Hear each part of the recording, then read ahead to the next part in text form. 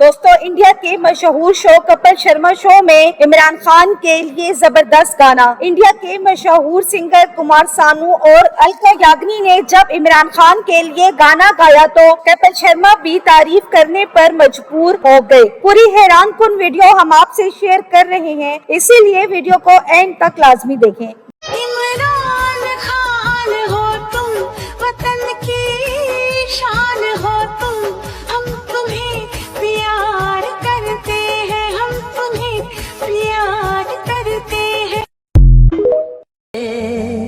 वजीर आजम बनाएंगे,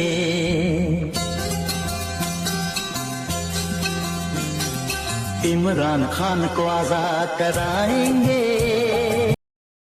दोस्तों, जैसा कि आप लोग जानते हैं कि इमरान खान जेल में रहने के बावजूद भी मकबूल तरीन लीडर बन चुके हैं। हर कोई इमरान खान का दीवाना, क्योंकि वो एक सच्चे और ईमानदार लीडर हैं। जैसे ही कुमार सानू और अलका याग्निक का ये गाना सोशल मीडिया पर वायरल हुआ तो हर तरफ खान की धूम मच गई और इमरान खान रईस लिखे। Thanks for watching. फिर मिलते हैं एक नई अपडेट के साथ। वीडियो पसंद आए तो लाइक करें और इस चैनल को सब्सक्राइब कर लें।